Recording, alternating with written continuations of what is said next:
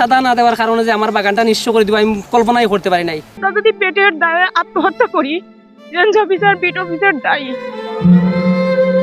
৮ বছরের যত্ন, ঋণের টাকায় গড়া স্বপ্ন আর একটি পরিবারের ভবিষ্যতের ভরসা সবকিছু যেন কয়েক ঘন্টার মধ্যেই মাটিতেই মিশে গেল।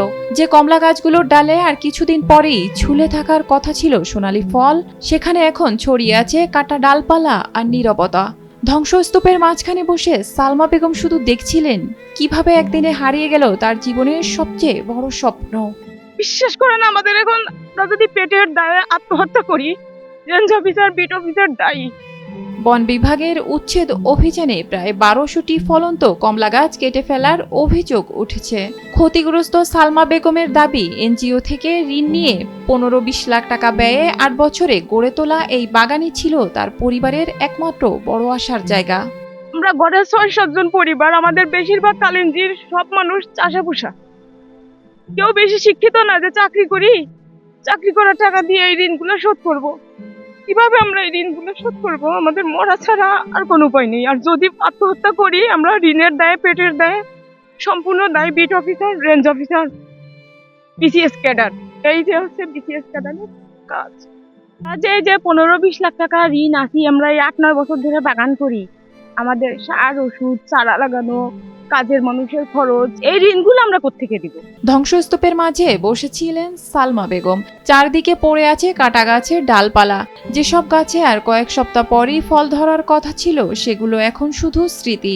সালমা বেগমের দাবি, গত ৮ বছরে এনজিও থেকে ঋণ নিয়ে ১৫-২০ লাখ টাকা ব্যয় করে এই বাগান গড়ে তুলেছিলেন। আশা ছিল প্রথম বড় ফলন বিক্রি করে ঋণের বোঝা কমাবেন, কিন্তু সেই স্বপ্ন একদিনেই শেষ হয়ে গেছে। ফল সহ যে গাছগুলো কাটছে, আমরা ৩ মাস পরে এই ফলগুলো বিক্রি করতাম, ঋণ শোধ করতাম।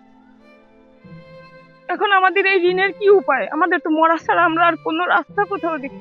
মাননীয় সরকার এখন গাছ লাগায়, পরিবেশ বাঁচায়, আর বলে বেশি বেশি গাছ লাগানোর জন্য।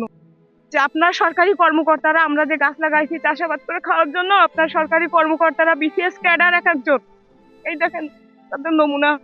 পরিবারটির অভিযোগ আরও গুরুতর। তাদের ভাষ্য, দীর্ঘ ৮ বছর ধরে বন বিভাগের কিছু অসাধু কর্মকর্তাকে নিয়মিত মাসোহারা দিতে হয়েছে। এবার পারিবারিক আর্থিক সংকটের কারণে সেই টাকা দিতে না পারায় প্রতিশোধমূলকভাবে পুরো বাগান কেটে ফেলা হয়েছে। কিন্তু সামান্য একটা চাঁদা না দেওয়ার কারণে যে আমার বাগানটা নিঃস্ব করে দিব আমি কল্পনাই করতে পারি নাই। ওনার সাথে বিরুদ্ধে কোনো কথা বললেই, প্রীতম বড়ুয়া, অর্জুনকান্তি দশিদারের বিরুদ্ধে কোনো কথা বললেই উনি মিথ্যা মামলা জড়িত করাই দিয়ে মানুষে। কোনো বয়তে কোনো মানুষ কথা বলে না, আইসা বললেই মনে করে যে ভাই মামলা দিয়ে দিব।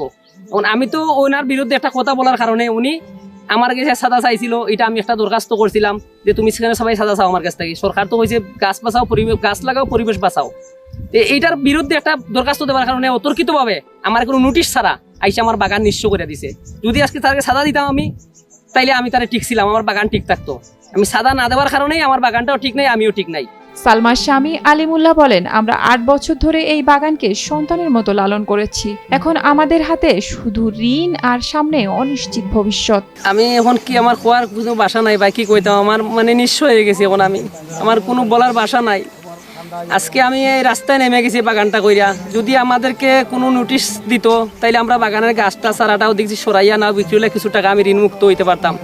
অন্যদিকে রাজকান্দি রেঞ্জের সহকারী বন সংরক্ষক প্রীতম বড়ুয়া বলেছেন, সংরক্ষিত বনভূমিতে যে কোনো ধরনের দখল বা চাষাবাদ আইনগতভাবে অবৈধ এবং বন বিভাগ আইন অনুযায়ী অভিযান পরিচালনা করেছে। তবে চাঁদা নেওয়ার অভিযোগ বা টাকা দিলে বৈধ, না দিলে অবৈধ এমন অভিযোগের বিষয়ে তিনি সরাসরি কোনো মন্তব্য করেননি। সংরক্ষিত বনের মধ্যে যে কোনো ধরনের জবরদখল, পান চাষ, কমলা চাষ, আনারস চাষ, এই ধরনের চাষ একদম অগ্রহণযোগ্য এবং এটা আইনগতভাবে সম্পূর্ণভাবে বেআইনি। এর জন্য আমাদের রাজকান্দি রেঞ্জের পক্ষ থেকে সর্বদা অভিযান তৎপরতা চলমান আছে। আমরা যে কোনো ধরনের অভিযোগ পেলে, লিখিত অভিযোগ পেলে, এটা আমাদের যদি কোনো স্থাপও জড়িত থাকে, সেক্ষেত্রে আমরা আইনগত ব্যবস্থা। এটা একটা জবরদখল, 8 বছর হোক, 10 বছর হোক, যত বছরই হোক, এটা একটা জবরদখল। আমরা সর্বদা বন বিভাগ চাই যে কোনো ধরনের জবরদখল উচ্ছেদ করতে। সেক্ষেত্রে ধীরে ধীরে আমরা যত ধরনের জবরদখল রাজকান্দি রেঞ্জে আছে, আমরা সেটাকে অবমুক্ত করার চেষ্টা করব। আদমপুর বিট, কুরমা বিট বা কামারছড়া বিট, 3টা বিট আমার অধীনে আছে।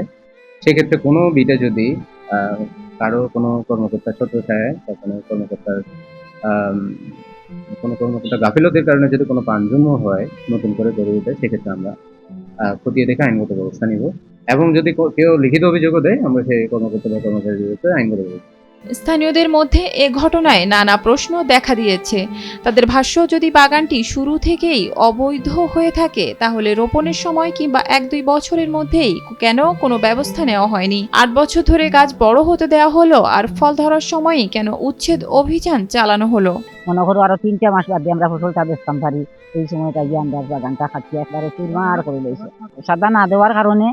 আর আমরা গরিব মানুষ, সাদা প্রতি বছর দিতে তো অফারও হয়েছে, এবার দিছি না করিয়া আমরা লোকে এতটুক করছে নাকি আমরা বাগানটা দেখো আপনারা রয়েছে, আমরা বিশাল প্রতিবাদ দিয়ে এলাম। এলাকাবাসীর আরও অভিযোগ, সংরক্ষিত বনভূমির বিভিন্ন স্থানে দীর্ঘদিন ধরে পান, আনারস ও অন্যান্য চাষাবাদ হলেও সব জায়গায় সমানভাবে অভিযান পরিচালনা করা হয় না। তারা অভিযোগ করেন অভিযানে বৈষম্য হয়েছে, তবে এই অভিযোগ স্বাধীনভাবে যাচাই করা সম্ভব হয়নি।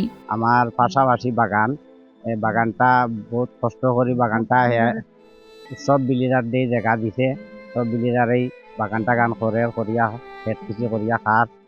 আর এই পাশাপাশি আমার বাড়ির কিনারে বাগানটা বহুত দিনটাই কষ্ট করিয়া বাগানটা ফলটা ধরিয়া আইছে। অনেক দুঃখজনক কথা যে ফলটা গাছটা খাটিয়া তারা ফালাই দিছে। এ ঘটনায় স্থানীয়রা অভিযোগে নিরপেক্ষ তদন্ত এবং প্রকৃত ঘটনা উদ্ঘাটনের সংশ্লিষ্ট ঊর্ধ্বতন কর্তৃপক্ষের হস্তক্ষেপ দাবি করেছেন। একই সঙ্গে ভুক্তভোগী পরিবার ও তাদের অভিযোগ তদন্ত করে দোষীদের বিরুদ্ধে ব্যবস্থা নেওয়া এবং ক্ষয়ক্ষতি ন্যায়সঙ্গত প্রতিকার চেয়েছেন।